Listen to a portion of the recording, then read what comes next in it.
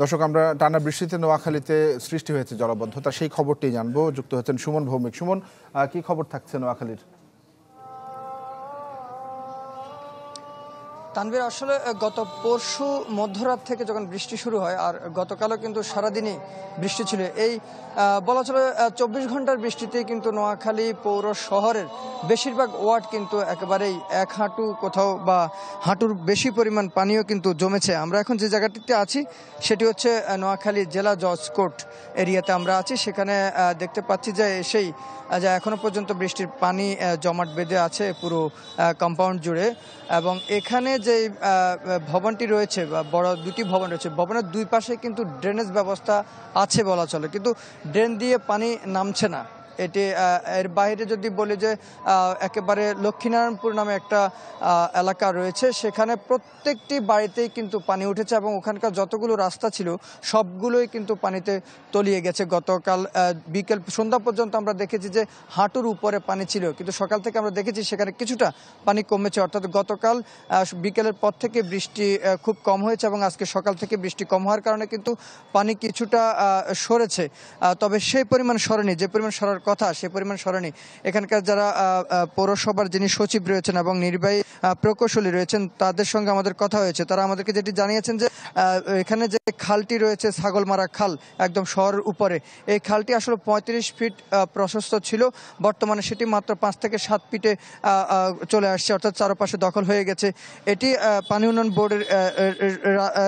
বোর্ডের একটি খাল, যার ফলে হচ্ছে আসলে পানি যত দ্রুত নামার কথা সে পরিমাণ আসলে নামছে না বলেই কিন্তু জলাবদ্ধতা স্থায়ী অনেকটা হয়ে গেছে। বলা চলছে যে ওটা আগামী 2-1 দিন পর্যন্ত যদি বৃষ্টি না হয় তবুও এই পরিমাণ পানি হয়তো থাকবে। 2-3 দিন পর যদি বৃষ্টি না হয় তাহলে হয়তো পানি কিছুটা কমে যাবে, এমনটি বলছেন পৌর প্রশাসনের লোকজন। তানভীর। সুমন, ধন্যবাদ আপনাকে। সুমন ভৌমিক জানাচ্ছিলেন নোয়াখালীর জলাবদ্ধতার খবর। নগদের কাছে সব গ্রাহকই প্রিয়, তাই তো সারা দেশে ক্যাশ আউট চার্জ সবচেয়ে কম। শেরপুরে 2 উপজেলার 3টি নদীর বাঁধে দেখা দিয়েছে ভাঙন। দর্শক, এই বিষয়টি নিয়ে কথা বলবো। ইমরান হাসান রাব্বি আমার সঙ্গে যুক্ত হয়েছেন। রাব্বি, শেরপুরের সার্বিক অবস্থাটি কেমন? তানভীর, গতকাল শেরপুর জেলার ঝিনাইগাতী উপজেলার মহারশী নদীর বেশ কয়েকটি জায়গায় ভাঙনের ফলে ঝিনাইগাতী উপজেলার 20টি গ্রামের বিভিন্ন জায়গাতে নিম্নাঞ্চল প্লাবিত হয়েছে, পানিবন্দী রয়েছে এই মুহূর্তে প্রায় 1000-এর বেশি পরিবার। আমরা এখন এই মুহূর্তে রয়েছি শেরপুর জেলার ঝিনাইগাতী উপজেলার চিঙ্গুড়ি এলাকাতে। সকাল থেকে দেখানোর চেষ্টা করছিলাম এখানে এই পানিবন্দী পরিবারগুলোর দুর্ভোগের চিত্রগুলো। আসলে আমরা এখানকার স্থানীয় প্রশাসনের সাথে কথা বলেছি, তারা বলেছে যে এখন পর্যন্ত আসলে এখন পর্যন্ত কোনো ধরনের সুবিধা এবং ত্রাণ সহযোগিতা তারা না পাওয়ার কারণে কোনো ধরনের সুষম খাবার বা শুষ্ক খাবার, সুপেয় পানি তাদের জন্য ব্যবস্থা করা যাচ্ছে না।